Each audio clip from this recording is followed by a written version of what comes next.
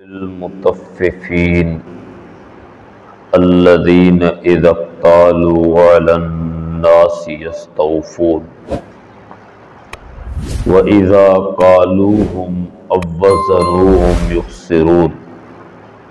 ألا يظن أولئك أنهم مبعوثون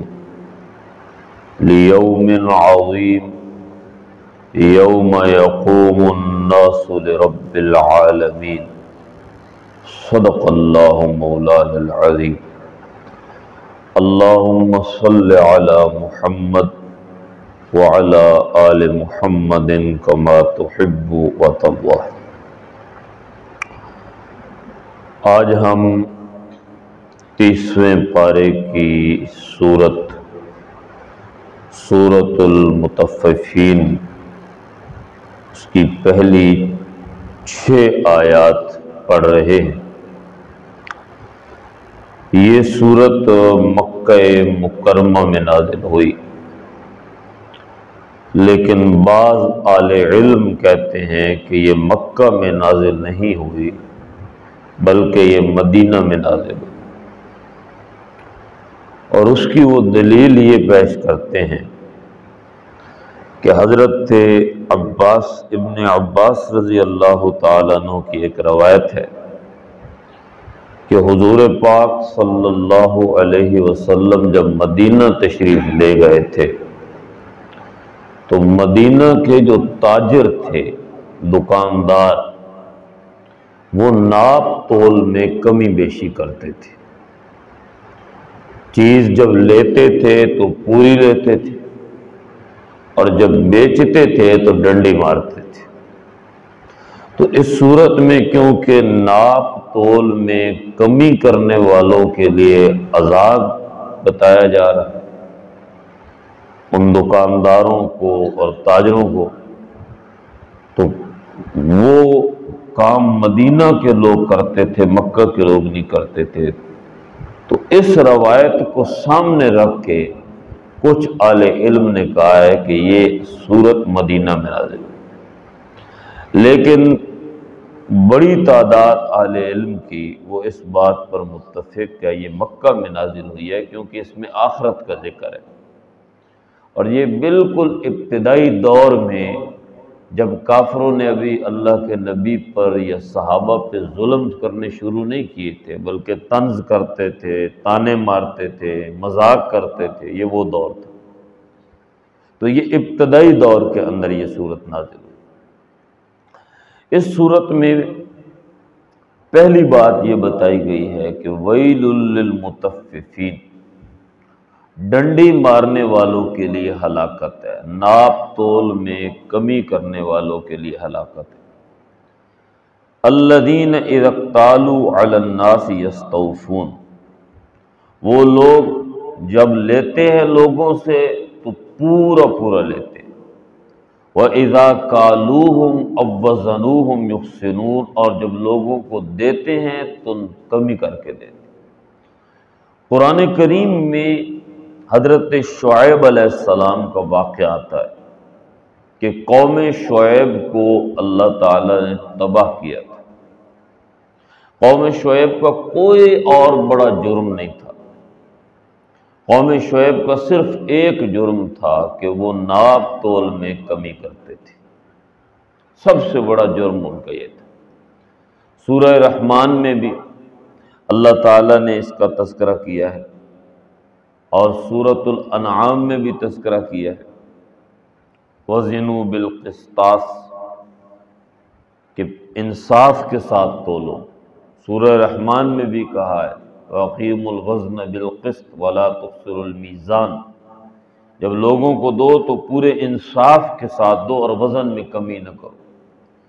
تو کاروباری آدمی جو ہے، دکاندار ہے، وہ چاہے چھوٹا دکاندار ہے چاہے بڑا دکاندار ہے، وہ چاہے جتنا نیک انسان ہے، جتنا عبادت گزار ہے، اگر وہ ڈنڈی مارے گا، ناپ تول میں کمی بیشی کرے گا، ملاوٹ کرے گا، ایک نمبر چیز نہیں دے گا، پوری نہیں دے گا، تو اللہ نے قرآن کریم میں کہہ دیا ہے اس کے لیے ہلاکت۔ ایک دکاندار بے شک تہجد نہ پڑھے، بے شک وہ نفل نہ پڑھے، بے شک وہ نفلی عمرہ بھی نہ کرے، اس کی اس سے بڑی کوئی عبادت ہو ہی نہیں سکتی کہ وہ لوگوں کو ایک نمبر چیز دے اور پوری چیز دے۔ ایک گندم دانہ ہے نا، مثلا کلو کسی آدمی نے دانے گندم خرید لی، اور اس 1 کلو گندم دانے میں ایک دانہ بھی اگر اس نے کام دیا تو قیامت کے دن اس سے پکڑی ہو جائے گی، اسی پہ وہ پکڑا جائے گا۔ اس کے نامہ اعمال میں کروڑوں نفل لکھے ہوئے ہیں اور ہزاروں عمرے بھی لکھے ہوئے ہو، اور ہر مہینے قرآن کا ختم بھی لکھا ہوا ہو، اور اس کے مرنے کے بعد ہر مہینے مدرسوں میں بیٹھ کے اس کے لیے ختم پہ ختم بھی پڑے گئے، اس کی پکڑ ہو جائے گی کہ وہ دکان کے اوپر بیٹھ کر ڈنڈی مارتا تھا۔ اور آج ہم دیکھتے ہیں کہ ہمارے پورے معاشرے کے اندر ہمارے کاروباری لوگ، وہ چھوٹا دکاندار ہے یا بڑا دکاندار ہے، ہر بندہ ڈنڈی مارنے کے چکر میں، اور جو بندہ ڈنڈی مارتا ہے، ناپ تول میں کمی بیشی کرتا ہے، وہ یہ یاد رکھے وہ خود بھی حرام کھا رہا ہے، اپنے بچوں کو بھی حرام کھلا رہا ہے، وہ خود بھی حرام پیٹ کے اندر ڈال رہا ہے، بچوں کو بھی پیٹ میں حرام دے رہا ہے۔ اور اگر وہ پورا ناپ تول کرتا ہے تو وہ حلال کھا رہا ہے، اور حلال کی سب سے بڑی خوبی یہ ہے کہ اللہ تعالیٰ حلال میں برکت ڈال دیتا ہے، اور برکت کا مطلب ہی یہ ہے کہ چیز تھوڑی ہوتی ہے پر ختم نہیں ہوتی، چیز تھوڑی ہوتی ہے پر نظر زیادہ آ رہی ہوتی ہے۔ اسی لیے نبی اکرم صلی اللہ علیہ وسلم نے ارشاد فرمایا کہ قیامت کے دن جب سوا نیزے پر یہ سورج پہنچ جائے گا اور گرمی کی شدت ہوگی اور اللہ کے سائے کے سوا کوئی سایہ نہیں ہوگا، آپ نے فرمایا وہ دکاندار اللہ کے اس سائے کے نیچے کھڑا ہوگا جس نے ایمانداری کے ساتھ تجارت کی ہوگی۔ کسی عبادت گزار کو یہ خوشخبری نہیں سنائی گئی، کسی عبادت گزار کو، کسی عالم کو یہ خوشخبری نہیں سنائی گئی کہ وہ اللہ کے سائے کے نیچے کھڑا ہو، لیکن اس کاروباری آدمی کو سنائی گئی ہے، دکاندار کو سنائی گئی۔ اور خود حضور اکرم صلی اللہ علیہ وسلم کتنے بڑے تاجر تھے، آپ نے بزنس کیا ہے اپنی 40 سالہ زندگی کے اندر، اور آپ کی دیانتداری، آپ کی امانت داری اور کاروبار کے اندر جو شفافیت آپ نے کی تھی، اس کو دیکھ کے حضرت خدیجۃ الکبریٰ رضی اللہ تعالیٰ عنہا نے، جن کو نکاح کے کئی پیغام آ رہے تھے،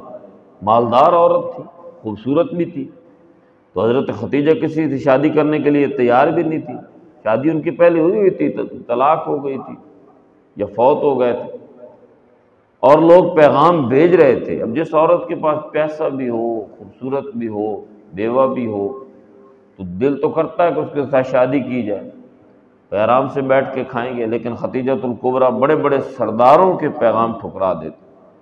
اور حضور اکرم صلی اللہ علیہ وسلم کی دیانتداری کو اور امانت داری کو جب دیکھا تو خدیجہ نے خود پیغام بھجوایا کہ میں ان سے نکاح کرنا چاہتی ہوں دیانتداری کی بنیاد۔ تو ایک دیانتدار تاجر، اب دیکھیں یہ ربیع الاول کا مہینہ ہے،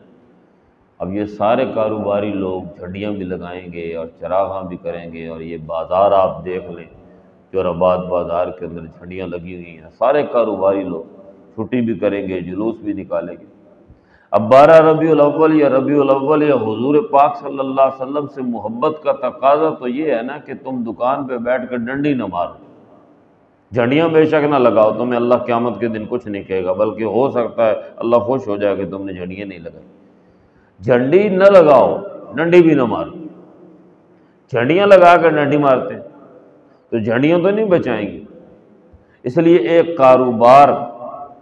شفاف کاروبار کرنے والا بہت بڑا عبادت گزار ہے، وہ 24 گھنٹے بھی اگر دکان پہ بیٹھا ہے، 24 گھنٹے دکان پہ بیٹھا، امانت داری اور دیانتداری سے حلال کھا رہا، اس سے بڑا عبادت گزار کوئی نہیں، وہ بہت بڑا عبادت گزار۔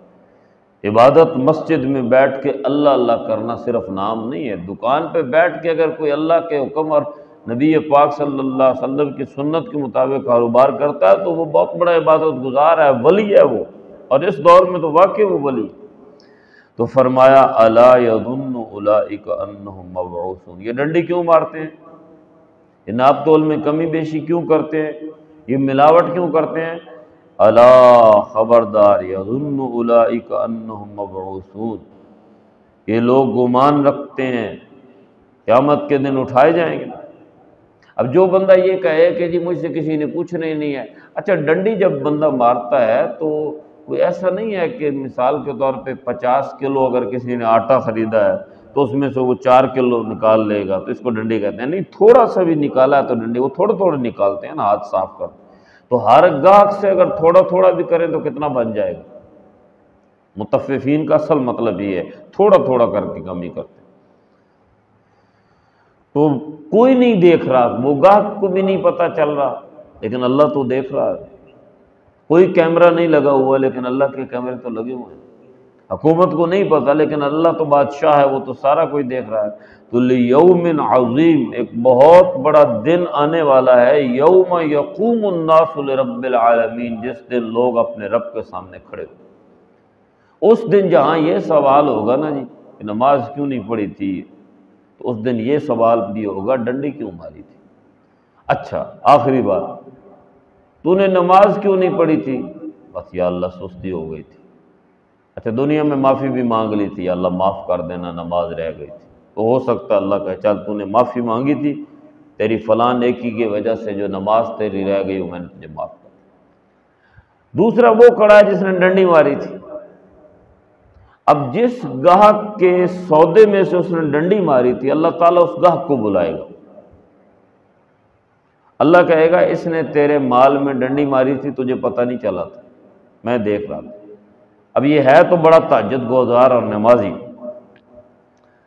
اب اگر تو اس سے راضی ہے اور تو اسے معاف کرتا ہے تو میں اسے جنت میں داخل کر دیتا ہوں۔ آپ اندازہ لگائیں اللہ کا انصاف کہ اس نے ڈنڈی ماری تھی، ناپ تول میں کمی کی تھی، ملاوٹ کی تھی، اگر تو اسے معاف کرتا ہے تو پھر میں اسے معاف کر دوں۔ یعنی اللہ اپنا حق نماز اور روزے کے معاملے میں کہتا ہے چلو ٹھیک ہے میں معاف کر دیتا ہوں، یہ اللہ کو اختیار ہے۔ لیکن جس گاہک، کس بندے، جس انسان کے ساتھ اس نے کوئی دغا کیا ہے، اللہ اس بندے سے کہہ رہا ہے اگر تو معاف کرتا ہے تو میں اسے معاف کروں گا، اگر تو معاف نہیں کرے گا تو میں اسے جنت میں داخل نہیں ہونے دوں۔ یوم یقوم الناس لرب العالمین، یہ وہ دن ہے جس دن لوگ رب العالمین کے سامنے کھڑے ہوں۔ اللہ تعالیٰ قرآن کو سمجھنے کی اور عمل کی توفیق عطا فرمائے۔